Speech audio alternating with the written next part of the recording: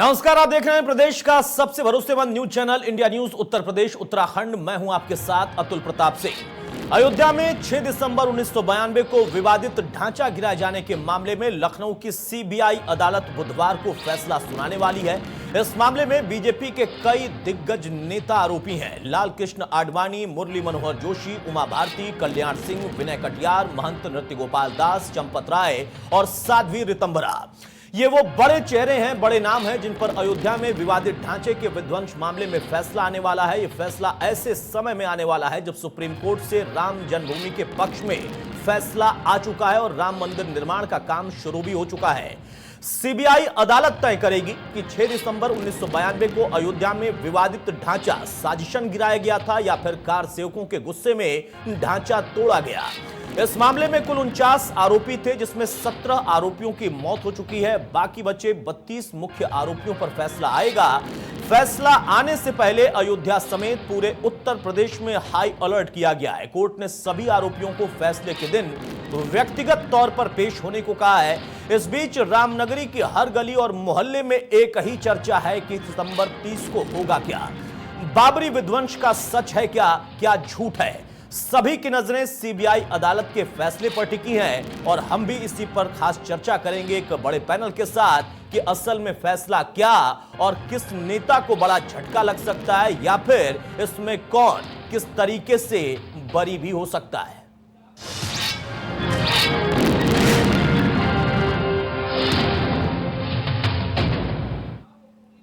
तो तमाम लोगों की निगाहें हैं कि अदालत फैसला क्या सुनाएगी। एक बहुत पुराना मामला, लंबित मामला और ऐसा मामला जो कि बहुत पुरानी एक लड़ाई के लिए उजागर हुआ या फिर ये यथार्थ में आया, लेकिन अब उस पर जब फैसला आना है तो तमाम लोग हैं, आम लोग हैं, वो ये सोचते हैं कि एक तरफ राम मंदिर की लड़ाई थी, वो लड़ाई तो फिलहाल कम से कम जो राम भक्त हैं वो जीत चुके हैं, लेकिन जिन लोगों की उसमें भूमिका रही वो गलत थे, सही थे, उस पर अदालत का रुख क्या होगा, सुनिए।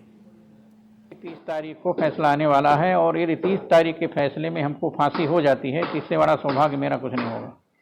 कि 30 तारीख के फैसले में हमको आजीवन कारावास हो जाता है तब भी मेरे लिए बहुत बड़े सौभाग्य की बात है कि रामलला के नाम पर, राम जन्मभूमि के नाम पर, भगवान राम के नाम पर, अयोध्या के नाम पर जेल जाने का पुनः सौभाग्य प्राप्त हो रहा है।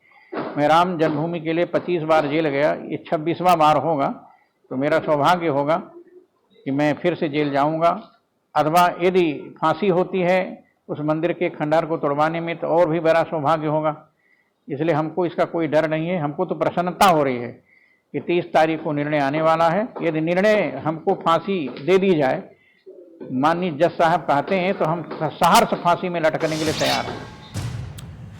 बहरहाल तो सुना आपने उन लोगों को जो लोग इस लड़ाई में शामिल थे और वो इसे लड़ाई मानते हैं और आज कहते हैं कि हक में फैसला आया है, लंबी लड़ाई का नतीजा था और अगर इसमें किसी को कुछ गलत लगता है, अदालत का रुख अगर कुछ अलग तरीके से जाता है तो फिर हम हर एक सजा के लिए तैयार हैं। सजा मुकर्रर करने का कोर्ट को अधिकार है और सजा भुगतने का अधिकार हमको है। हमें उसमें सौभाग्य जैसी अनुभूति होगी, वो चाहे फांसी हो या फिर उम्र कैद।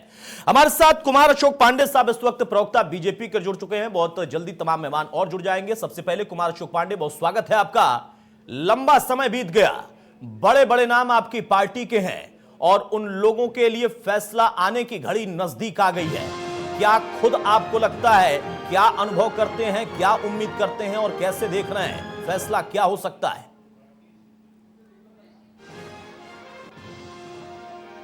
राम रामेति रामेति रमे रामे मनोरमे सहस्रनाम तत्तुल्यम राम नाम वराण में। अगर आज राम के लिए एक बड़ी कुर्बानी भी देनी पड़े तो मुझे लगता है कि प्रत्येक हिंदू उसके लिए तैयार है, क्योंकि एक बहुत लंबे समय बाद आज ये हर्ष का विषय हमको प्राप्त हुआ है कि हमको उसमें राम मंदिर निर्माण का मार्ग प्रशस्त हुआ है और भव्य राम मंदिर का शिलान्यास भी हो चुका है और वहां राम मंदिर निर्माण हो रहा है।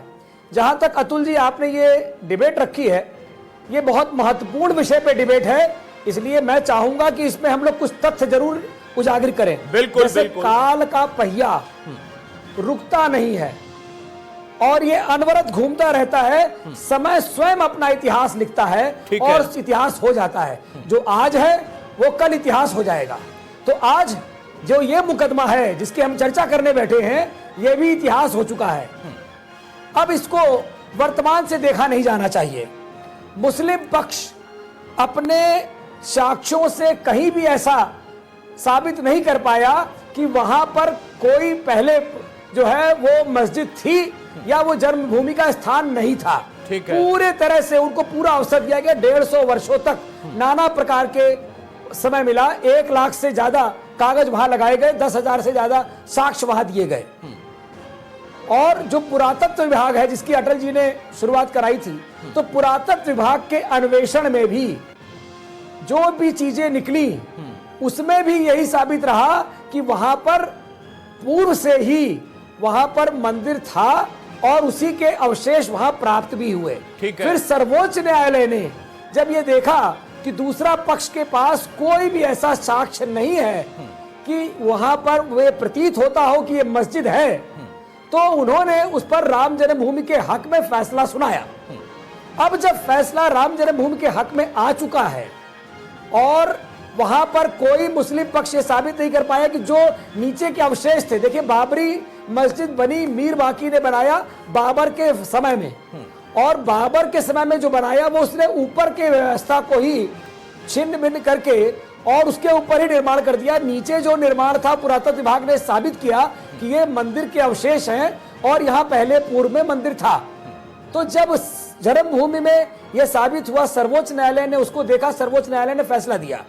तो जब ये सारी चीजें हो चुकी हैं तो मुझे नहीं लगता कि अब कोई बात वहां ऐसी फैसला है। महत्वपूर्ण लाइन जो मेरा सवाल था उसका अब आकर आपने तमाम तथ्यों को रखने के बाद एक लाइन में जवाब दिया कि आपको ऐसा नहीं लगता है, और ये आपका अनुभव है, ये आपकी उम्मीद है, वो आपका अधिकार है भाई उम्मीद करने का, कि अब ऐसा कुछ नहीं है कि उसमें जो लोग भी आरोपी थे, जो कि अब दिवंगत कुछ हो चुके हैं और जो बचे हैं, उनके ऊपर कोई नकारात्मक फैसला आएगा।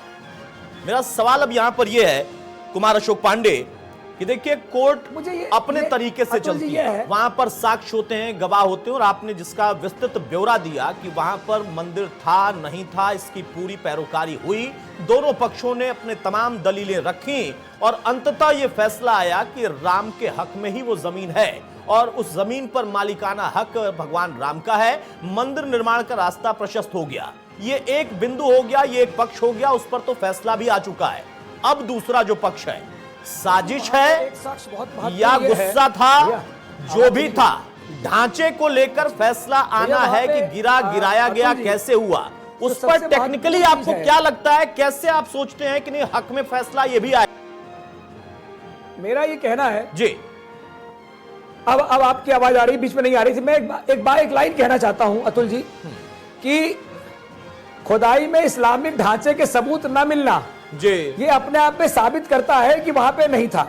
और जो साबित के 18वीं सदी से राम चबूतरा, उसके ऊपर हिंदुओं का कब्जा था, हिंदू उसके ऊपर 18वीं सदी से और आज तक पूजा करते आ रहे थे, वो उस पर उनका बैठना उठना पूजन था। इसको सर्वोच्च न्यायालय ने भी माना और मुस्लिम पक्ष ने भी माना।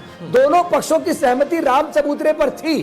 तो जब राम चबूतरा जो शुरुआत है जहां पे लोगों की बैठकी थी, उस पर अगर दोनों की सहमति बनी है, तो आज हिंदू मुस्लिम एकता को मद्देनजर रखते हुए और हिंदू मुस्लिम जब वहां पे पक्ष निपट गया कि वहां मस्जिद बन जाएगी, उस एरिया में 5 एकड़ जमीन में मस्जिद बनेगी, वो जमीन भी चिन्हित हो गई, उनकी कमेटी भी बन गई और यहाँ मंदिर बन जाएगा। तो मुझे लगता है कि अब उन 300 मुलजिमों को बाइज्जत बरी कर देना चाहिए। अशोक पांडे साहब, मैं यही जानना चाहता हूं, देखिए ये आपकी उम्मीद है और ये आप उम्मीद करते हैं कि आपको लगता है कि बरी हो जाने चाहिए जो आरोपी थे।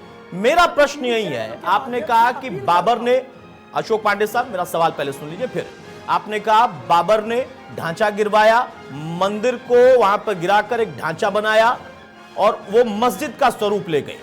तब मस्जिद का ढांचा तो था ना। इसी पर प्रश्न आना है और इसी का जवाब मैं चाहता हूं कि टेक्निकली आपको क्या लगता है कि सारी बातें चूंकि कोर्ट में साबित हो चुकी हैं और उसके आधार पर राम के हक में वो जमीन आ गई है और फैसला आ गया है, उस आधार पर क्या वो ढांचा भी नहीं था, ये आप उम्मीद कर रहे हैं? क्योंकि ढांचा था, उस ढांचे को गिराया गया, वो गिर गया, इसको साबित करना था। यहां पर आपकी और मेरी उम्मीद से काम नहीं चलेगा, यहां सबूत होंगे, यहां पर उस वक्त की तमाम परिस्थितियों का ब्यौरा होगा जो कोर्ट ने सुन लिया और अब फैसला आना है। वो टेक्निकल पॉइंट आपको नहीं लगता कि कहीं ना कहीं एरर पैदा कर सकता है? शायद मुश्किल आ जाए कि कुछ तो हुआ था, साजिश हुई थी या गुस्से में हो गया या ऐसे ही गिर गया क्योंकि एक ईंट निकल गई थी? कुछ तो हुआ होगा।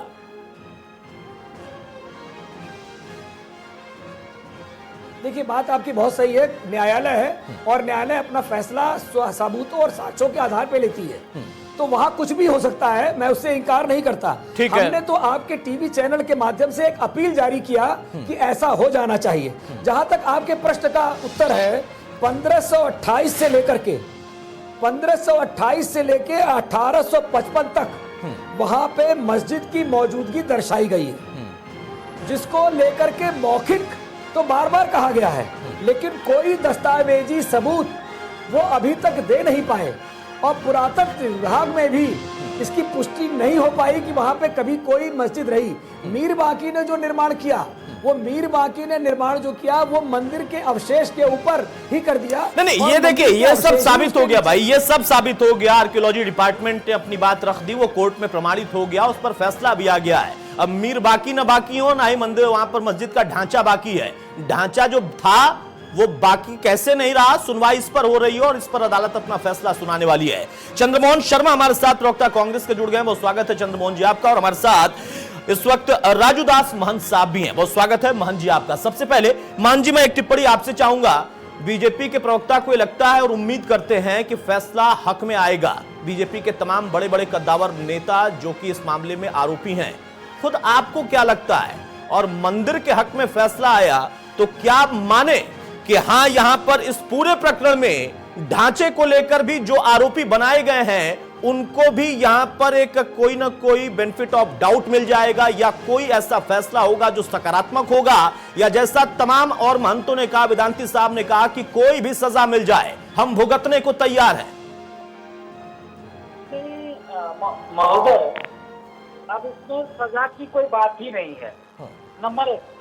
नंबर 2, लॉ के हिसाब से किसी भी प्रकरण में एक ही मामले में दो सजा, दो न्याय नहीं हो सकता। पहली बात, जब उच्च न्यायालय, उच्चतम न्यायालय और सुप्रीम कोर्ट से जब यह आदेश आ गया कि जिस जगह पे, हमारी आवाज को आप सुन पा रहे हैं? बिल्कुल स्पष्ट सुन रहा हूं सर, बोलिए आप। मान जी बोलिए। जब जिस विषय पे जब तय हो चुका कि यहाँ पर सनातन संस्कृति से जुड़ा हुआ कोई स्टेट था, कोई भवन था, इसके अनुरूप उन्होंने डिसीजन दिया। साक्ष्य, एविडेंस, आधार, प्रमाण, वेद, शास्त्र, पुराण, सभी में इसका वर्णन है। और अभी तत्काल का मैं आपको प्रमाण दूंगा, या डिसीजन आने के बाद का मैं आपको प्रमाण दे रहा हूँ। डिसीजन जब आ चुका राम जन्मभूमि मंदिर के पक्ष में, उसके बाद जब समतलीकरण जमीन हो रहा था, तब का आपको मैं अभी कल गया था, मौके का मुआयना किया। उस जगह पर आप देखेंगे 17 से 18 जो सनातन धर्म संस्कृति से जुड़ा हुआ स्तंभ, देवी देवताओं की खंडित विखंडित मूर्तियां, 5 फीट का शिवलिंग, कुआं, तमाम सनातन धर्म संस्कृति से जुड़ा हुआ मामला सामने प्रत्यक्ष आया। तब आप कैसे कह सकते हैं कि अब इसको आप मस्जिद मानेंगे? तो मस्जिद को गिराया गया था और इस पर सजा दिया जाएगा। इसके नाते हम मांग करते हैं, उच्चतम न्यायालय से आग्रह करते हैं, न्यायालय से, खंडपीठ से, कि अब इस मामले को अगर आप किसी कारणवश अगर उसको मस्जिद मानकर सजा देते हैं तो उच्चतम न्यायालय का जो फैसला है वो गलत है। नहीं, वो तो देखिए संवैधानिक प्रक्रिया में वो आपके पास, किसी के पास भी विकल्प है, अधिकार है। अभी सीबीआई अदालत अपना फैसला सुनाएगी, उसके बाद हमारे पास बहुत सारे विकल्प हैं, यानी आप लोग और भी आगे न्यायिक प्रक्रिया में जाकर उस चीज को चैलेंज कर सकते हैं। वहां से क्या होगा वो अलग विषय है, लेकिन आप ये उम्मीद कर रहे हैं कि उच्चतम न्यायालय इसको यहां पर क्लोज कर दे ये पूरा मामला। चंद्रमोहन शर्मा साहब, बीजेपी के प्रवक्ता को आपने सुना, उनका कहना है कि उनकी उम्मीद है, क्योंकि ना तो वहां पर कभी ढांचा था भी तो उसको कैसे बनाया गया था, और अब उस पूरे प्रकरण में जमीन की लड़ाई रामलला जीत चुके हैं, मंदिर का निर्माण जो है वो शुरू भी हो चुका है। तो आरोपी कैसे और कैसा मामला? राजूदास जी भी कह रहे हैं कि एक तरह के मामले में दो तरह की सजाएं नहीं हो सकती। आप क्या उम्मीद कर रहे हैं, या आपको लगता है कि नहीं, जो आरोपी और बड़े कद्दावर नाम है बीजेपी के नेता, उनको कहीं ना कहीं झटका लग सकता है?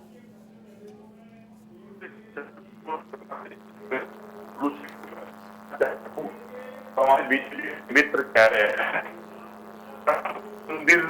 आज राम का मंदिर बन गया, बनना था हो गया, लेकिन राम की प्रजा को क्या मिला? जो राम राज्य स्थापित करना नहीं थी, जिस राम चंद्रमोहन जी, मैं आपको रोक रहा हूं, आपकी आवाज स्पष्ट नहीं आ रही है। मैं चाहूंगा जल्दी से आपकी आवाज को दुरुस्त कर दिया जाए टेक्निकल टीम के जरिए, उसके बाद मैं लौटूंगा आपके पास। राजू दास जी, बहुत जल्दी से एक सवाल मैं और आपसे चाहता हूं। यहां पर आपको क्या लगता है, आप ये कह रहे हैं कि एक मामले में दो तरह की सजा नहीं, लेकिन यहां मामले भी ऐसा नहीं है कि दो तरह से दिखाई दे रहे हैं, क्योंकि जब कोर्ट से रामलला के हक में फैसला आया तो जमीन को लेकर फैसला था, लेकिन ढांचे को लेकर जो टिप्पणी थी उससे आपको लगता है कि हां आपकी उम्मीद पूरी हो जाएगी सीबीआई अदालत में? आप देख सकते हैं सारे एविडेंस, सारे साक्ष्य, सारे प्रमाण, क्योंकि भगवान राम की जन्म का समय और बाबर और भगवान राम की कोई तुलना नहीं की जा सकती। और भगवान राम एक पार ब्रह्म परमात्मा थे और बाबर एक विदेशी लुटेरा आक्रमणकारी था। और इस चीज को लेकर अगर बराबरी करें तो अच्छी बात नहीं, नंबर एक। नंबर दो, बहुत लोगों को बुरा भी लगेगा, क्योंकि कहने का मतलब यह है कि लगातार विदेशी आक्रमणकारी जहां पर भी सनातन धर्म संस्कृति से जुड़ा हुआ प्राचीन सिद्ध प्रसिद्ध जगह से वहां पर तोड़ मरोड़ कर अपने धर्म को स्थापित करने के लिए तमाम कोशिश किया। उसी प्रकार वो मस्जिद नहीं था, वो मस्जिद किसी प्रकार का मस्जिद था नहीं, उसमें तो मूर्ति की पूजा हो रहा था।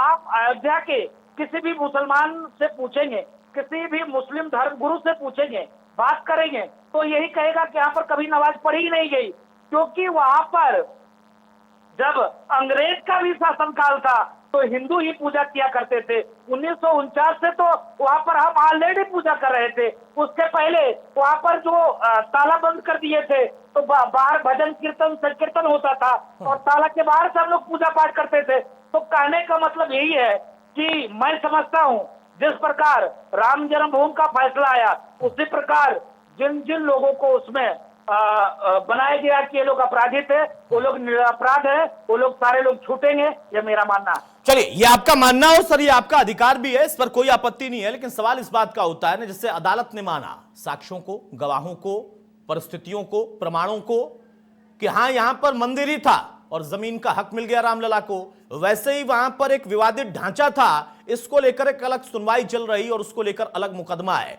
वहां पर भी वही अदालत और उसी तरीके से प्रक्रिया होती है, उसी तरीके से सुनवाई और गवाह और तमाम साक्ष्य रखे जाते हैं। कंसीडर कौन सा होगा ये कोर्ट का विषय है और माननीय जज के विवेक पर निर्भर करता है, आखिरी विषय यही होता है। हमारे साथ अजमल खान साहब मुस्लिम स्कॉलर हैं। अजमल खान साहब, बहुत स्वागत है आपका।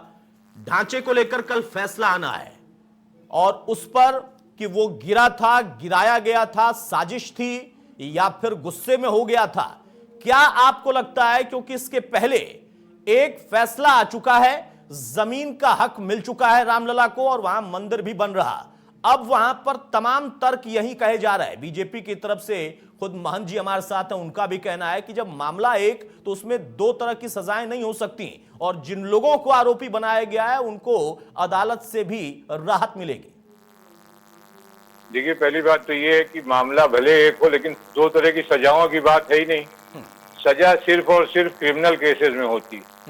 यहाँ पर एक क्रिमिनल केस चल रहा है। आपको मालूम है कि जब चार्ज बना तब भी लोग हाई कोर्ट गए, बहुत दिन तक हाई कोर्ट से स्टे रहा, मामला सुप्रीम कोर्ट गया। पहले क्रिमिनल चार्ज बनता है ना, फिर उस पर ट्रायल होता है, एविडेंस लीड होती है। अब एविडेंस लीड हुई है, एविडेंस तो मैंने देखा नहीं है, लेकिन जो भी प्रोसीडिंग पिछले 28 सालों में क्रिमिनल लॉ के अंदर चली है उससे ऐसा लगता है कि प्राइमा फेसी केस है। बाकी एविडेंस क्या आता है और क्या उस पर फाइंडिंग रिकॉर्ड करती है ट्रायल कोर्ट, सीबीआई कोर्ट, ये एक दूसरा मामला है। वो अभी प्रेडिक्ट नहीं किया जा सकता। भाई एविडेंस अगर मैंने देखा होता तब भी मैं उस पर कोई प्रेडिक्शन करता कि क्रिमिनल साइड में क्या एविडेंस आया। लेकिन एक चीज की सच्चाई है ना कि वो ढांचा जो कुछ भी था, आज की तारीख में उसे कोई कुछ कहे, हम लोग तो मस्जिद कहते हैं, कोई कुछ भी कहे, लेकिन वो बलात् गिराया गया ना। आप किसी क्रिमिनल का मर्डर नहीं कर सकते, उसके ऊपर 50 केस है तो आप मर्डर कर देंगे। एक प्रोसीजर है ना, आप बाद में ये नहीं कह सकते वो तो क्रिमिनल था ही हमने मार दिया है। एक प्रोसीजर है क्रिमिनल लॉ का। अगर कोई बिल्डिंग इलीगल भी है तो उसको गिराने के लिए गवर्नमेंट के अंदर लॉ के अंदर एक प्रोसीजर है। किसी प्राइवेट आदमी को, किसी पॉलिटिकल पार्टी को, किसी ऑर्गेनाइजेशन को ये पावर नहीं दिया जा सकता कि आप उसे बलात् गिरा दीजिए। और जो जजमेंट है उसमें भी सुप्रीम कोर्ट ने ये माना है कि वो जो भी स्ट्रक्चर था उसे बलात् गिराया गया। ये तो उस जजमेंट में भी लिखा हुआ है। तो बहरहाल नहीं बिल्कुल बिल्कुल खान साहब, आपने बिल्कुल सही कहा। और आपने कहा कि इस मामले को हम एक जैसा मामला न बने। एक तरफ से सिविल सूट था और एक तरफ फौजदारी का मामला है, क्रिमिनल मामला है। और मुझे जहां तक समझ में आता है खान साहब, ये भी होना चाहिए क्योंकि अब तो लोकतंत्र है, संविधान है, वहां पर किसी सरकार को या किसी को विवादित ढांचे को या इमारत को गिराने का भी ऐसे अधिकार नहीं होता है। कोई बाबर का युग थोड़े ना है कि बाबर ने गिरवा दिया और उसके ऊपर कोई मुकदमा भी नहीं हुआ। अब तो संवैधानिक लोकतंत्र में भारत रहता है और उसके दायरे में होना चाहिए। अभी तक आपके पास एविडेंस और प्रोसीजर तो नहीं है, जैसा आपने कहा कि आपको नहीं पता है, लेकिन आप उम्मीद क्या कर रहे हैं एक ढांचे को लेकर? जिस तरीके से पिछले जो फैसला आया रामलला के हक में, वहां पर भी एक अलग टिप्पणी थी कि हां उस ढांचे को लेकर अलग विषय था, अलग बात रखी कोर्ट ने, लेकिन बाकी चीजों पर मालिकाना हक दिया राम जन्मभूमि के हक में या फिर कहें रामलला के हक में। उसके आधार पर आप क्या उम्मीद कर रहे हैं? देखिए, एक समझने के लिए मैं एक बात कह रहा हूँ। मेरी जमीन पे कोई आदमी बलात् अगर कोई मकान बना ले और उसमें रहने लगे तो मैं बाई फोर्स तो उसे नहीं निकाल सकता अगर वो ढांचा बहुत दिनों से खड़ा है ना, ये सभी जानते हैं। एक लॉ है, अगर इलीगल ट्रेसपासर भी है तो उसे थ्रो लॉ ही इविक्ट किया जाएगा। तो मेरी जो थोड़ी बहुत लॉ की समझ है उसके हिसाब से जो कुछ हुआ, जो कैमरों ने देखा 6 दिसंबर 92 को, हालांकि मैंने एविडेंस नहीं देखा, लेकिन मुझे ऐसा लगता है कि जहां तक कन्विक्शन का पार्ट है, 2 पार्ट होता है क्रिमिनल जजमेंट में, एक कन्विक्शन एक सेंटेंस। तो जहां तक कन्विक्शन का पार्ट है उसमें तो कुछ ना कुछ कन्विक्शन आना चाहिए। अब सेंटेंस माफ कर दें या सजा कम कर दें, लोग बहुत एजेड हैं, बहुत पुराना मामला है, वो एक अलग इशू हो सकता है, लेकिन जहां तक कन्विक्शन का पार्ट है उसपे तो कहीं ना कहीं बहुत महत्वपूर्ण। खान साहब देखिए, मैं आपकी तारीफ करूंगा, आपने इस पर कोई इस तरीके की बात नहीं की और कोई विवाद पैदा करने की कोशिश नहीं की इस चर्चा में भी। मैं इसके लिए आपको तहे दिल से शुक्रिया कहूंगा। लेकिन आपने लीगली जो 2-3 एस्पेक्ट रखे, उसमें सबसे बड़ी बात आपने कही कि कन्विक्शन कम होगा, ज्यादा होगा, कितना होगा, कैसे होगा, ये कोर्ट तय करती है और कोर्ट का अधिकार है। लेकिन कुछ न कुछ जैसा रहा है और जितने साक्ष्य हैं या जिस तरीके की चीजें रही हैं, कुछ न कुछ तो होगा, ये आप उम्मीद कर रहे हैं। हमारे साथ इस वक्त चंद्रमोहन शर्मा भी जुड़ गए, बाकी मेहमान हमारे साथ बने रहे। चंद्रमोहन जी, अपनी बात पूरी करें, मेरा सवाल वही है। और आप भी क्या ये उम्मीद कर रहे हैं कांग्रेस पार्टी की तरफ से कि यहां कुछ न कुछ होगा? देखिए अतुल भाई, सबसे ज्यादा जो कुछ ना कुछ बोला था वो सूबे की जनता ये मान के चल रही थी कि जिस सरकार को मैं चुन के आई हूँ वो सरकार मेरे को रोटी रोजी देगी, मेरे को सुरक्षा देगी। जिस राम के मंदिर के, जिस राम के राज्य के अंदर समानता के अधिकार से बहु को मान सम्मान मिलता है, जिस सबरी को राम ने बेच लाए थे, उस सबरी के अंदर सूबे के अंदर जात पात नहीं हुआ।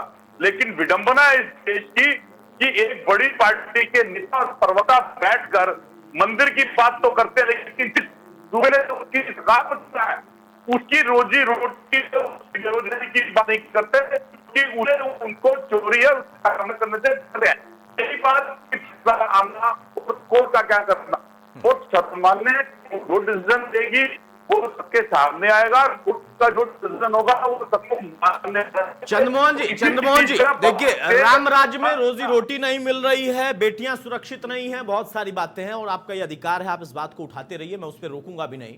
मैं सीधा एक बार फिर से सवाल पूछ रहा हूं, बाबरी ढांचे को लेकर या उस जिसको समाज के लोग मस्जिद मानते थे और हैं, उसको लेकर कि वो गिराया गया, कुछ और हुआ, उससे भी ज्यादा कुछ और हुआ, फैसला आने वाला है। आप क्या उम्मीद करते हैं कि हां क्या हो सकता है कांग्रेस पार्टी का अब उस पूरे प्रकरण को लेकर? उसमें चूंकि राजनीतिक लोग हैं, आपकी पार्टी से नहीं है लेकिन दूसरी पार्टी के बड़े बड़े नाम हैं, तमाम संगठनों के अलग, उसको लेकर आपकी पार्टी क्या सोच रखती है कि हां हुआ था? क्योंकि बहुत लंबे समय तक आप लोग ये कहते रहे, ये कांग्रेस पार्टी का स्टैंड था। मैं इसलिए पूछ रहा हूं ये सवाल कि हां इन्होंने गिराया है, हां इन्होंने साजिश रची है। आज उस पर आपका स्टैंड क्या है और क्या उम्मीद करते हैं जब पहले कहते थे कि इन्होंने साजिश रची है? डिसीजन के साथ आपने जो डिसीजन देगा वो सामने आएगा।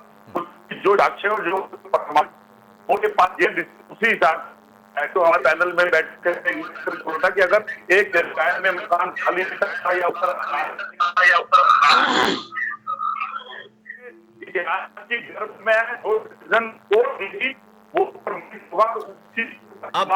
अब चंद्रमोहन जी देखिए, मैंने 2 बार कोशिश की आपसे पूछने की और ये अच्छा जवाब होता है और होना भी चाहिए, क्योंकि कोर्ट का मामला होता है ना कि जो कोर्ट डिसाइड करेगी हम मान लेंगे। मैंने इसके पहले भी कई प्रकरणों में देखा है, जब कोर्ट डिसाइड करती थी तो कोर्ट के अंदर ही खड़े होकर दलील क्या दी जाती थी कि इसको टाल दीजिए, इसको आगे कर दीजिए। अलग अलग प्रकरण, सिर्फ मंदिर वाला मामला नहीं, उसके अलावा भी कई मामले थे। आज भी आप वहीं स्टैंड रख रहे हैं कि जो कोर्ट डिसाइड कर देगी हम मान लेंगे, लेकिन आप इसके पहले ये बार बार कहते थे, आप मतलब आपकी पार्टी, कि इन लोगों ने जानबूझकर रचा था, साजिश की थी और जबरदस्ती गिराया था। आज उस पर कम से कम कुछ तो टिप्पणी आपकी आनी चाहिए थी। बहरहाल बहुत जल्दी से कुमार अशोक पांडे, चंद्रमोहन शर्मा साहब का भी यह कहना है कि रोजी रोटी का सवाल, उस पर जवाब सरकार नहीं दे रही, हम मंदिर में उलझा रखा है। अब ढांचे का जो प्रकरण आया है उस पर भी कुछ अगर आएगा तो हम वो भी देख लेंगे, क्योंकि हम देखते ही चले आ रहे हैं। असल मुद्दों से अलग हटकर यहां पर अगर ये विषय उठ रहे हैं तो भी हम देखेंगे, जो कोर्ट कहेगी हम मान लेंगे। ये कांग्रेस का स्टैंड है। देखिए, भारत का 130 करोड़ हिंदुओं के आस्था को चुनौती नहीं दे सकता कोई भी, और ये 130 करोड़ हिंदुओं के आस्था को चुनौती देने का काम जो ये कांग्रेसी प्रवक्ता कर रहे हैं, वो इस बात को उलझाने की बात कर रहे हैं। स्पष्ट तो ये है कि ये जाति पात में बांटना और बंटवारा करना, क्षेत्र में बांटना, तोड़ो फोड़ो की राजनीति करना, ये कांग्रेस का शगल रहा है, और इस मामले को 150 सालों तक उलझाना भी कांग्रेस का ही शगल रहा है। मेरा ये मानना है कि जब सुप्रीम कोर्ट ने इस मामले को सुलझा लिया है, अब एक जगह पर मंदिर और दूसरी जगह पर मस्जिद का निर्माण भी प्रारंभ हो चुका है, तो ऐसे में हिंदू मुस्लिम एकता को और मजबूत करने के लिए अदालत को यह चाहिए कि वो जो 32 आरोपी हैं, उन 32 आरोपियों को बाइज्जत बरी कर देना चाहिए, और इसको और तूल नहीं देना चाहिए, क्योंकि सीबीआई कोर्ट है, और सीबीआई जो है वो सर्वोच्च न्यायालय से ऊपर नहीं है। अगर कोई साक्ष्य है ही नहीं मस्जिद का, तो जब मस्जिद ही नहीं है तो मस्जिद को गिराने का प्रश्न कहाँ उठता? वो अपने आप में बेबुनियाद है, तो वो प्रश्न ही बेबुनियाद है। और जिस मामले में उनको सजा हुई है या उसमें उन पे मुकदमा चलाया गया है, वो ही बेबुनियाद साबित हो गया है जिस दिन राम जन्मभूमि पर पक्ष में फैसला आया। और पुरातत्व विभाग का फैसला और सुप्रीम कोर्ट का फैसला यह साबित करता है कि वहां मस्जिद थी ही नहीं। जब मस्जिद थी नहीं तो फिर मस्जिद को गिराने का प्रश्न कहां पैदा होता है? इसलिए इसको विवाद को समाप्त करना चाहिए, और उदारता पूर्वक मुसलमानों को भी अपना बड़ा दिल दिखाते हुए हिंदू मुस्लिम एकता को प्रशस्त करना चाहिए, और इस मामले को यही समाप्त कर देना चाहिए। अजमल खान साहब जवाब देंगे। देखिए, पहली बात तो ये है कि क्रिमिनल ट्रायल चल रहा है, इसमें ना किसी को उदारता दिखाने की जरूरत है, ना मौका है, मौका भी नहीं है। भाई स्टेट स्पॉन्सर्ड ट्रायल होता है ना हमारे यहाँ। हाँ। हमारे यहाँ ऐसा तो है नहीं कि हम ट्राई कर रहे हैं या मुस्लिम ट्राई कर रहे हैं। हाँ। जो उदारता दिखाना चाहिए, एक प्रोसीजर इस्टेब्लिश्ड है। मैंने आपको पहली बार भी ये कहा कि जब चार्जेस फ्रेम हुए उसके अगेंस्ट लोग हाई कोर्ट गए, स्टे हुआ, काफी दिनों तक स्टे रहा, फिर सुप्रीम कोर्ट ने वो स्टे वैकेट किया, फिर सुप्रीम कोर्ट ने ये ऑर्डर किया कि इसे डे टू डे प्रोसीड करिए, जल्दी करिए। 2 बार ये ऑर्डर हुए। अब क्रिमिनल ट्रायल का जो प्रोसीजर है उस स्टेट प्रोसिक्यूट कर रही है ना। आज बीजेपी की सरकार है, लेकिन प्रोसिक्यूट तो स्टेट ही कर रही है ना। कोई मुसलमान या मुस्लिम ऑर्गेनाइजेशन तो को प्रोसिक्यूट कर नहीं रहा है। जो सिविल सूट था उसमें सुन्नी वक्फ बोर्ड ने मुकदमा दाखिल किया था, कुछ और लोगों ने दाखिल किया, वो सिविल सूट अपने हिसाब से चला। क्रिमिनल ट्रायल जो सेटल्ड लॉ है क्रिमिनल ट्रायल चलाने का, उससे चल रहा है। इसमें बड़ा दिल दिखाना, छोटा दिल दिखाने की गुंजाइश ही नहीं है। जो भी फैसला आएगा वो कल आ जाएगा। मैं ये कह रहा हूं खान साहब एक सवाल मैं पूछूं, हालांकि दूसरा विषय हो जाएगा, लेकिन कोर्ट का ही मामला है, आप लोगों से जुड़ा हुआ है, इसलिए मैं जरूर पूछना चाहूंगा। अशोक पांडे साहब, जब आऊंगा तो जवाब दे दीजिएगा। सर, अभी आपका ऑडियो म्यूट है, बोलने का कोई फायदा नहीं है। खान साहब, आपने कहा इसमें उदारता दिखाने का कोई ना तो विकल्प है और ना ही मौका है, तो मतलब ही नहीं है। ऐसा क्यों होता है कि हर बार बदलते हुए सुर हमें सुनाई देते हैं? आज बीजेपी के प्रवक्ता ये कह रहे हैं, कल को 3 तलाक में जब मामला फैसले के तौर पर आया था तो उस समय और उसके पहले तक आप कहते थे कि हमारा इस्लाम का मामला है, शरीयत का मामला है, इसमें उदारता भी दिखाएं और उसको अलग कर दे। जी, फिर 2 चीजें मिक्स कर रहे हैं ना। 3 तलाक जो है, जो फैमिली लॉज है वो भी सिविल लॉज है। सिविल, मैं दूसरी बात कर रहा हूँ, सिविल लॉ में तो बात हो सकती है। खान साहब, क्रिमिनल सिविल लॉज में बहुत कुछ ऐसे थे जो कि क्रिमिनल ऑफेंस की तरफ बढ़ चुके थे। इतना तो आपको भी एहसास होगा, कई मुकदमे ऐसे कि किस तरीके से प्रताड़ना थी, तो वहां पर सिर्फ सिविल मैटर वो नहीं रह गया था, और सिविल मैटर भी था, तो चलिए मैंने वो भी मान लिया। मैं दोनों चीजों को क्लब करके एक चीज पूछ रहा हूं। आपने कहा यहां इनके पास उदारता दिखाने का कोई मौका ही नहीं है, वहां पर सिविल लॉज में भी कैसे मौका हो सकता है, क्योंकि वो शरीयत का या इस्लाम का मामला होगा।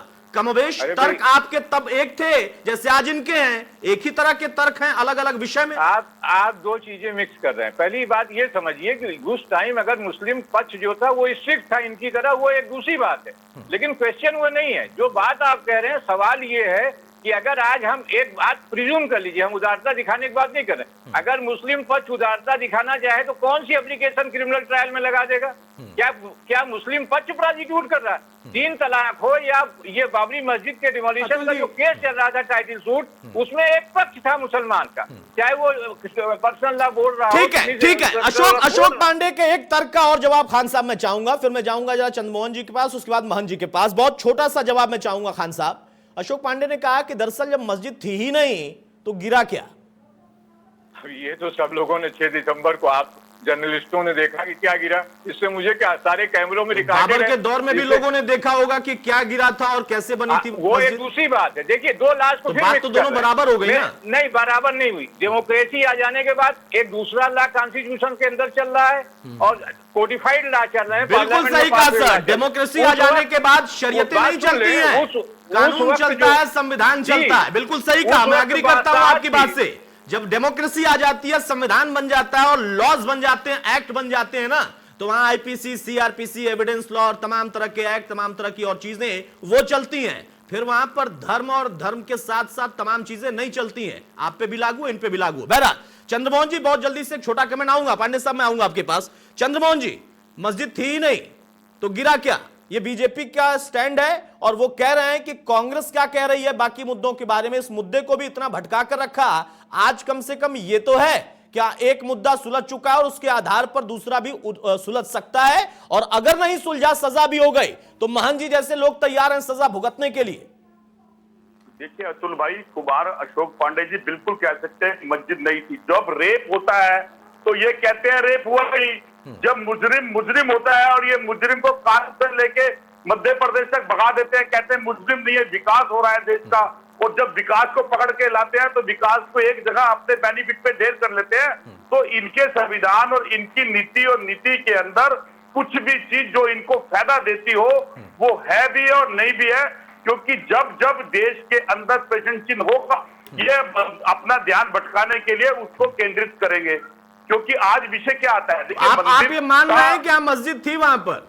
देखिए मंदिर था या मस्जिद थी, नहीं था या थी नहीं, आज देश के अंदर वो कह रहा नहीं थी भाई। देखिए मैं तो उनके जवाब के आधार पर आपसे सवाल पूछ रहा हूं चंद्रमोहन भाई। जो अशोक पांडे ने कहा कि मस्जिद थी ही नहीं, मस्जिद थी ही नहीं, वो ये कह रहे हैं तो गिरा क्या? आप कह रहे हैं कि मस्जिद थी, कांग्रेस का स्टैंड यह है कि मस्जिद थी। स्मार्ट सिटी बनी कि नहीं बनी, देश के अंदर डॉलर के दाम नीचे हुए कि नहीं हुए, देश के अंदर पेट्रोल के दाम नीचे हुए कि नहीं हुए, आज ये विषय है जिस विषयों पे बात होनी चाहिए, विषय वो है। आज देश के अंदर चंद्रमोहन जी, मुझे पता है आपके लिए मंदिर तो कभी भी विषय नहीं था, मंदिर आपके लिए मंदिर तो कभी भी विषय नहीं था। फैसला आने के समय भी कांग्रेस कह रही थी कि इसको टाल दिया जाए, चुनाव के नजदीक ऐसा ना हो। मेरा फिर से सवाल है चंद्रमोहन भाई एक लाइन में, कांग्रेस क्या कह रही है, मस्जिद थी या नहीं थी वहां पर? छोटा सा जवाब सर, संक्षेप में।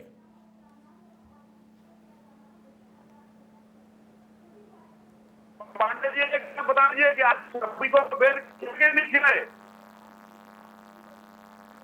चंद्रमोहन भाई, मस्जिद थी या नहीं थी, आप बताइए।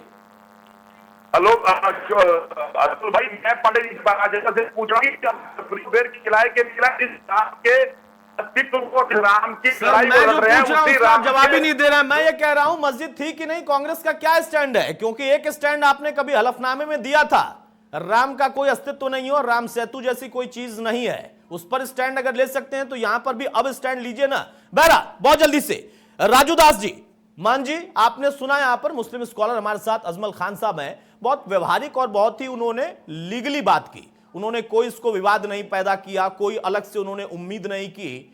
उन्होंने भी ये कहा कि भाई कोई एक मामला था, अब उसको कोर्ट के जरिए उस पर फैसला आना है, क्या फैसला होगा वो हम देखेंगे। कन्विक्शन इंपॉर्टेंट है, कैसा होगा, कितना होगा, उसका स्वरूप क्या होगा, वो उसके लिए हम विचार करेंगे या उसके लिए हम इंतजार करना पड़ेगा। इतने तक इसको सीमित रखें, क्योंकि अब आप भी कह रहे हैं, वो भी कह रहे हैं कि जो होगा आप देखेंगे। भाई एक पक्ष का एक मामला सुधर चुका है, सुलझ चुका है, अब यहां पर ढांचे को या उनके हिसाब से मस्जिद को लेकर फैसला आना है और यह मुकदमा उस तरीके के मुकदमे से अलग है। यहां पर क्रिमिनल एक्टिविटी है, यह क्रिमिनल ऑफेंस के दायरे में है। यहां पर कई ऐसी धाराएं हैं जो कि साजिश की बात कर रही हैं या फिर उसके साथ साथ कुछ और मैटर को इंडिकेट कर रही हैं।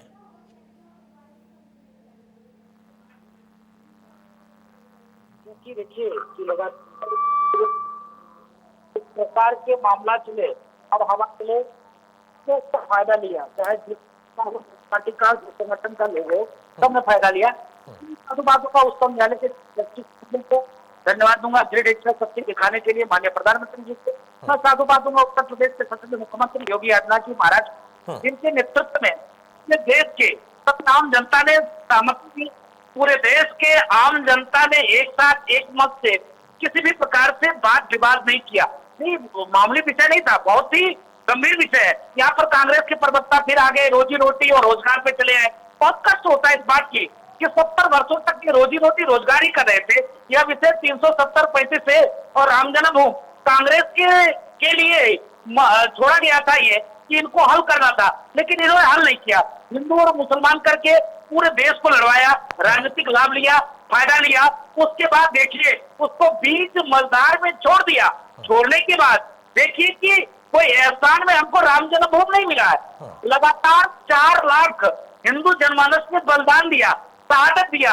राम जन्मभूमि की रक्षा करने से लेकर किसी भी विवादी ढांचा को शहीद करने से लेकर लगातार संघर्ष किया। और मुझको अब संविधान में आता है, अभी मुस्लिम स्कॉलर महोदय बोल रहे थे, मैं उनको साधुवाद दूंगा। उन्होंने साफ साफ शब्दों में कहा है कि यह विषय कोर्ट का है और कोर्ट जो फैसला देगा वो मानेंगे।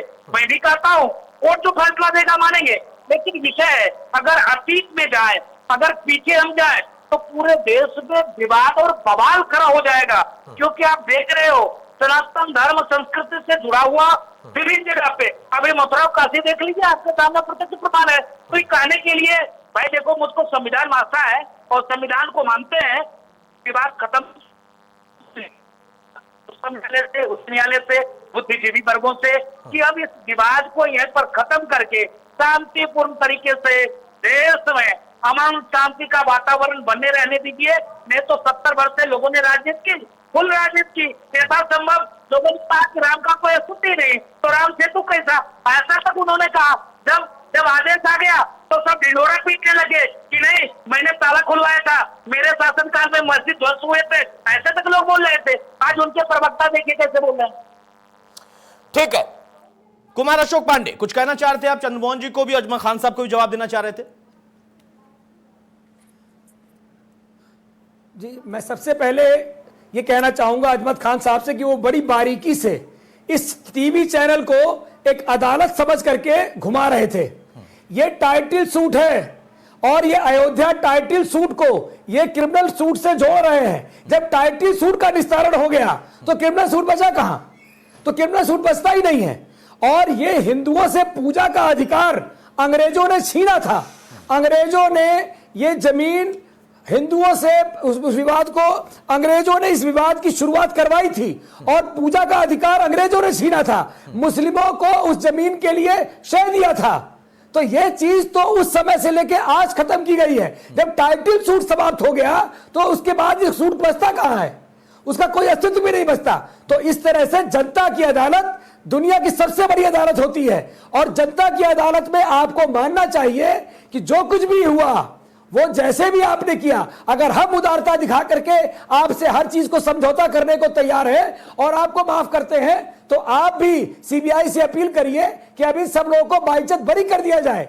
इसको कहीं विवाद का विषय बनाना ही नहीं चाहिए। और सीबीआई सर्वोच्च न्यायालय से ऊपर नहीं हो सकती। किसी को कोई सजा मिलने का हमें कोई संभावना नहीं है। अगर सजा मिलेगी तो फिर दोबारा वो जो सर्वोच्च न्यायालय का निर्णय है वो प्रभावित होता है। तो मुझे नहीं लगता है कि ऐसा सर्वोच्च न्यायालय कोई ऐसा फैसला, सर्वोच्च न्यायालय के आलोक में कोई ऐसा फैसला आएगा सीबीआई अदालत की तरफ से जो हमारे लॉ एंड जस्टिस को संकट पैदा करे। ठीक है, ये आपकी उम्मीद है और उम्मीद बार बार मैं कह रहा हूं कि होनी भी चाहिए, आपका अधिकार है। और फिर आगे आपके पास विकल्प भी हैं, आपके तमाम जो नेता हैं उनके पास भी विकल्प है कि वो वहां पर अगर कोई फैसला ऐसा आता है जो उनके पक्ष का नहीं हो तो वो ऊपरी अदालत में जा सकते हैं। अजमल खान साहब जवाब देंगे अशोक पांडे साहब का। उनका फिर से यही कहना है, ना तो मस्जिद थी और ना ही यहां पर कोई क्रिमिनल सूट चल रहा है, यहां पर तो टाइटल सूट था और उसका फैसला हो चुका, तो अब कोई मतलब नहीं है किसी भी और तरीके के मुकदमे का और फिर उस पर कोई फैसले का। देखिए, अपनी अपनी समझ है लोगों की, उस पर तो मैं कुछ कहना नहीं चाहता, लेकिन उन दिनों के 6-7 दिसंबर के अखबारों को आप देख लीजिए, वो तो है ना कहीं से, उसमें क्या कहा गया। टाइटल सूट अपनी जगह था, वो डिसाइड हो गया। मैंने पहले भी कहा कि ये क्रिमिनल एक्ट डिसाइड हो रहा है, ऐसा तो है नहीं कि एक दिन में डिसाइड हो रहा है। 28 साल में तमाम अदालतों से होते हुए और इसी देश की सर्वोच्च अदालत ने, जो हमारा सबसे बड़ा जुडिशियल इंस्टीट्यूशन है, उसके डायरेक्शन पे ये सूट चल रहा है, डिसाइड हो रहा है। तो जो भी क्रिमिनल सिस्टम हमारे देश में मौजूद है उसके हिसाब से ये चल रहा है। इसमें ना तो कोई टाइटल सूट अब बचा है ना कोई और है। जो कुछ भी हुआ वो तमाम, यही मैंने पहले भी कहा कि तमाम धाराओं में मुकदमा चल रहा है। अब अदालत किस धारे का ऑफेंस पाती है या नहीं पाती है, हो सकता है कोई ऑफेंस ना पाए।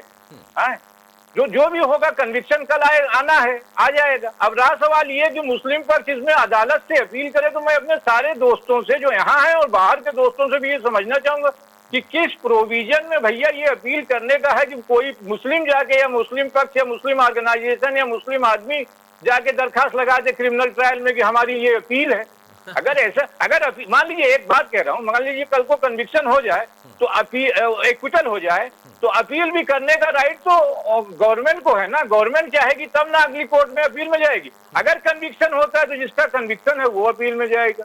अगर मान लीजिए कल सब बरी हो जाते हैं तो अपील में कोई मुसलमान थोड़ी जा सकता है, अपील में तो जाएगी गवर्नमेंट, अगर समझेगी कि आर्डर जजमेंट सही है या गलत है। कुमार अशोक पांडे का ये कहना है ना अजमल खान साहब कि देखिए कोर्ट से जो फैसला आएगा आएगा, उम्मीद वो कर रहे हैं कि उनके पक्ष का आएगा। अगर नहीं भी आया, नहीं, वो उम्मीद उन्हें करनी चाहिए। उम्मीद ये कर रहे हैं महंत जी भी और पांडे साहब भी कि आप अदालत में किसी प्रोविजन में तो नहीं जा सकते, लेकिन कई ऐसे प्रकरण हमने देखे हैं जहां पर एकजुटता दिखाई जाती है समाज की, धर्मगुरुओं की, मौलवियों की, तमाम लोगों की, जो कि एक माहौल बनाते हैं, अपनी तरफ से एक संदेश देते हैं कि अब वो हो चुका, इसमें कम से कम रहमो करम होनी चाहिए, इसमें इस तरीके का आ जाए तो बेहतर होगा। कहीं ना कहीं एक सेंटिमेंटल इफेक्ट उसका आ सकता है, ऐसा सोचा जाता है। हालांकि वो लॉ के हिसाब से नहीं है, लेकिन ऐसा सोचा जाता है। उस अपील को करने के लिए आप लोग तैयार हैं अगर जरूरत पड़ी तो? कि मेरी लीगल लाइफ है, प्रैक्टिस है, मैंने ऐसा कोई प्राविधान और कोई ऐसी सिचुएशन देखी नहीं कि ऐसा करने से कुछ होता है। अब रहा सवाल पब्लिक ओपिनियन का, तो पब्लिक ओपिनियन में डिफर, बहुत सारे मुसलमानों ने उसमें भी ओपिनियन दी थी अपनी दूसरी तरह से। कुछ मुसलमान पक्ष में थे, कुछ विपक्ष में थे। अब कल फैसला आ जाने के बाद तमाम मुस्लिम ऑर्गेनाइजेशन का या मुस्लिम उलमाओं का क्या ओपिनियन होता है ये एक दूसरी बात है, और वो क्या करते हैं ये भी एक दूसरी बात है। लेकिन मेरा जो थोड़ा बहुत ज्ञान है ला का, उसमें मेरी समझ में नहीं आता कि इस तरह की कोई अपील मैंने ना देखी है। आप बिल्कुल सही कह रहे हैं और लीगली आप अपनी बात रख रहे हैं, एक मुस्लिम स्कॉलर के तौर पर नहीं बल्कि एक लॉ के एक्सपर्ट के तौर पर भी। बहुत अच्छी बात है सर। आप खुद ये क्या उम्मीद करते हैं, जो भी परिस्थितियां बनी और जैसे तर्क अभी आपने सुने मेहमानों से, और जिस तरीके का ये मुकदमा है, जिस नेचर का ये मुकदमा है, वहां पर आप मिनिमम क्या उम्मीद करते हैं? मिनिमम मैं ये समझता हूँ कि चूंकि वो स्ट्रक्चर था और उसे बलात् गिराया गया है, तो किसी भी आदमी को कोई स्ट्रक्चर इस तरह से बलात् गिराने का पावर नहीं, स्पेशली जब सुप्रीम कोर्ट से स्टे हो उसी सिविल साइड में, तो वो ऑफेंस तो हुआ है। कौन सा ऑफेंस हुआ है, किस ग्रेविटी का हुआ, ये एक दूसरी बात है। अब कोर्ट क्या डिसीजन लेती है एक तीसरी बात है। लेकिन ये पक्का है, आप उन दिनों के अखबार उठाइए, स्टेटस को का आर्डर था, उस वक्त के मुख्यमंत्री जो इसमें आरोपी भी हैं उनको एक नोशनल टोकन सजा भी हुई थी कंटेम्प्ट में। आखिर स्टेटस को का आर्डर सिविल साइड में ही था ना, वो कोर्ट का आर्डर वायलेट हुआ तो क्रिमिनल ऑफेंस तो हुआ, इसमें तो कोई बात नहीं। अब किस नेचर का हुआ है, कम हुआ है, ज्यादा हुआ है, किस नतीजे का, किस तरह के एविडेंस आए हैं और उससे क्या फाइंडिंग रिकॉर्ड करती है ट्रायल कोर्ट, ये एक दूसरा मसला है। ठीक है, पांडे साहब जवाब देंगे। देखिए खान साहब ने बहुत स्ट्रक्चर्ड बात कही है कि वहां पर एक स्ट्रक्चर तो था, विवादित था, क्या था, कैसे था, वो अलग विषय है, लेकिन था। और अब यहां पर लॉ के अकॉर्डिंग, चूंकि आप सब और हम सब लॉ को मानने वाले हैं ना, तो उस लॉ के अकॉर्डिंग जो प्रोसीजर है उसमें कुछ तो आएगा, कुछ होगा।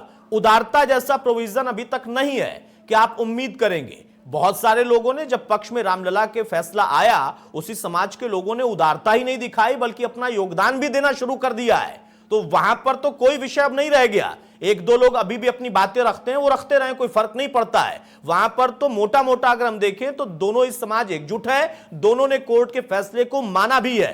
लेकिन अब इस विषय में अगर हम देखें तो थोड़ा तो अंतर है, और वहां कुछ ना कुछ तो है, क्योंकि कुछ था वहां पर।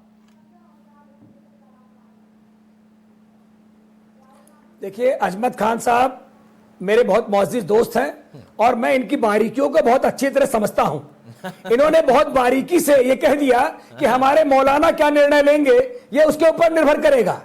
तो मैं इस बात को नहीं मानता, मेरा ये मानना है, इसीलिए मैं इनसे अपील कर रहा था कि ये इस विवाद को सुलझाने का जो अंग्रेजों ने बीज बोया, जो अंग्रेजों ने इस लड़ाई को लगाया और उस जमीन पर मुस्लिमों को शह दिया और अंग्रेजों ने पूजा का अधिकार छीना, अब जब सर्वोच्च न्यायालय से साबित हो गया और पूजा का अधिकार हिंदुओं को मिला और दूसरी जगह पे मस्जिद बनने जा रही है, तो इस मामले को यहां पे उन 32 आरोपियों को पूरी तरह से बाइज्जत बरी करने का हक बनना चाहिए। इस बात से मैं सहमत हूं कि यह सीबीआई कोर्ट तय करेगा कि हमको सर्वोच्च न्यायालय जाना है, उच्च न्यायालय जाना है कि नहीं जाना है, यह और किसी के हाथ में नहीं है। लेकिन समाज में हमें समरसता पैदा करनी है, समाज में हमें एकरूपता पैदा करनी है, समाज को हमको दिखाना है, वो तो पैदा कर सकते हैं अजमत खान साहब, वो भी आप नहीं पैदा कर रहे हैं। इतनी कंजूसी क्यों, इतनी कंजूसी क्यों? खान साहब, आपके अजीज मित्र ये पूछ रहे हैं, इतनी कंजूसी क्यों? अंग्रेजों के कहने पे चल रहे हैं।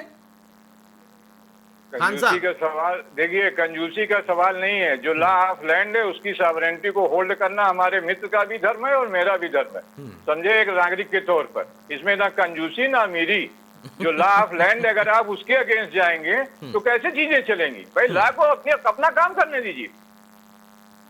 ठीक है चंद्रमोहन शर्मा साहब, देखिए बाकी बातें अलग हैं, आप भी कह रहे हैं, बाकी मेहमान भी कह रहे हैं, और सबको ये कहना भी पड़ेगा क्योंकि मामला कोर्ट का है ना, ज्यादा कुछ कह नहीं सकते हैं। मेरा सवाल ये है, महंत जी की नाराजगी आप लोगों से अभी भी बरकरार है कि जो फैसला आना है, क्या आएगा वो भी स्वीकार कर लेंगे, और यहां तक वो लोग कह रहे हैं कि कोई भी सजा मिल जाए, हमने एक त्याग किया था, हम उसके लिए तैयार भी हैं।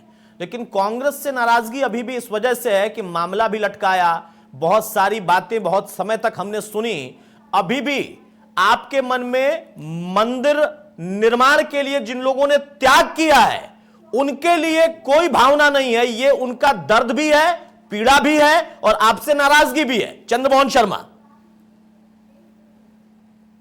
समझना पड़ेगा, देश के अंग्रेजों को 1947 में भगा दिया था, लेकिन आज जो अंग्रेज देश में बैठकर देश के अंदर किसानों के साथ जो दुर्व्यवहार कर रहे हैं, जो अंग्रेज बैठ के, अरे भाई अब किसानों पर मत जाइए। अगर ये अंग्रेज किसानों के साथ व्यवहार कर रहे हैं तो स्वामीनाथन बनाने वाले अंग्रेज जो थे उन्होंने भी वही व्यवहार किया था, फिर ट्रैक से भटक गए। नहीं, चंद्रमोहन जी, अब किसान यहां मत करिए। अगर किसान के लिए बीजेपी अभी अंग्रेज हो रही है ना, तो आपने तो बहुत ज्यादा अंग्रेजियत दिखाई है उनको। आपने तो बहुत सालों तक अंग्रेजियत दिखाई है उनको। आपके टाइम पे किसान यहाँ पर बहुत खुशहाल नहीं हो गया था। मेरा सीधा सवाल है, इसी विषय पर रहिए सर प्लीज, बाकी मुद्दों पर हम हर दिन चर्चा करते हैं। मेरा सवाल यह है, महंत जी का जवाब दे दीजिए, आप छोड़ दीजिए बीजेपी के प्रवक्ता को। उनकी नाराजगी अभी भी आपसे है, मंदिर निर्माण के लिए जिन लोगों ने त्याग किया, आज भी उनके लिए आप लोगों के मन में कोई भावना नहीं है? अतुल जी, आज भी देश का मुद्दा यही है, जो कल जिसके ऊपर सरकार बदल के आई थी उसको तो आज भी कुछ नहीं मिला। राम जी का स्थापना और मंदिर का मुद्दा नहीं है, देश के अंदर मुद्दा वो किसान सड़कों पे। चंद्रमोहन भाई, फिर तो बहुत बड़ी बात कह देंगे। कल तक कांग्रेस पार्टी चीख के कहती थी कि मंदिर मुद्दा बना रही है बीजेपी, आप कह रहे हैं मुद्दा ही नहीं है। कितनी जल्दी पलट गए।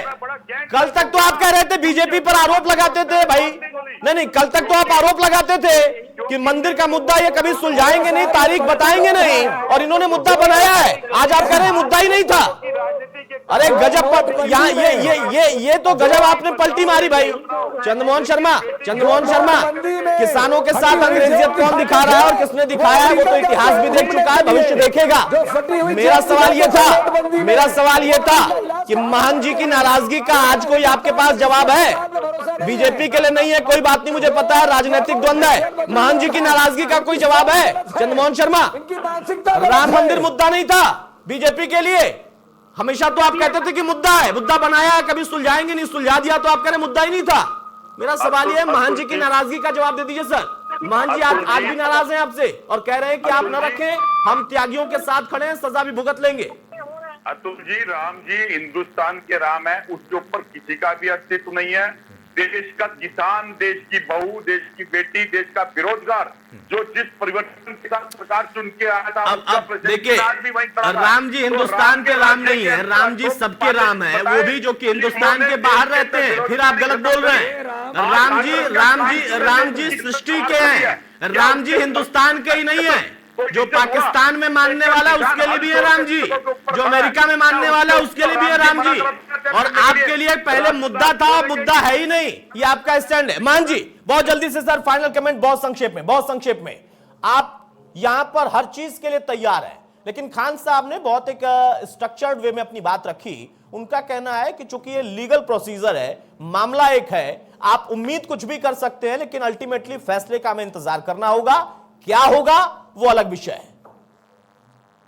नहीं, देखिए ऐसा है कि ठीक है, कोर्ट का विषय है। मैं तो पहले शुरू से कहा कि मुझको संविधान में आस्था है। हम ऐसे लोग थोड़े ना हैं कि बाबर जैसे कि मंदिर को तोड़कर मस्जिद बना दें। हम ऐसे लोग थोड़े नहीं हैं कि हम सनातन धर्म संस्कृति को मानने वाले हैं। धर्मो रक्षति रक्षता, यह मेरा अधिकार है। फिर भी सबको फलने फूलने का अधिकार दिया। कौन ने हिंदुस्तान को खेला? कौन ने हिंदुस्तान को लूटा? कौन ने हिंदुस्तान में अपने हिसाब से धर्म को स्थापित करने के लिए काटा? सभी को तोड़ा, सभी को मरोड़ा। अभी देखिए कांग्रेस के महोदय क्या बोल रहे थे, तो 70 वर्षों तक ये कुछ नहीं कर पाए। राजस्थान में देखिए कि हाहाकार मचा हुआ है, लाठियां चल रही है, गोले बरसाए जा रहे हैं, दंगे फैलाए जा रहे हैं। तो उस विषय से नहीं बोलेंगे, ये तुरंत आ जाएंगे कि ये देखिए तुरंत अब मंदिर मस्जिद की बात करना दुर्भाग्यपूर्ण है। चलिए, बहुत शुक्रिया चंद्रमोहन जी आपका, राजू दास जी आपका, अजमल खान साहब आपका और कुमार अशोक पांडे आपका। तो देखिए, कोर्ट का फैसला आना है, उसके लिए हमें इंतजार करना पड़ेगा, बहुत ज्यादा समय नहीं। लेकिन सबसे बड़ी बात यह है कि क्या वाकई टाइटल सूट खत्म, तो ये क्रिमिनल जो मुकदमा था, जो फौजदारी का मुकदमा है, या फिर ढांचे को गिराने का साजिश थी, या गलती थी, या फिर कुछ और था, उस पर क्या रुख रहता है अदालत का। हालांकि उसके बाद भी विकल्प हैं उच्च अदालतों के, वहां पर भी मामला जा सकता है, लेकिन सीबीआई अदालत से ही क्या निकलेगा, उससे संकेत काफी निकलेंगे। नमस्कार।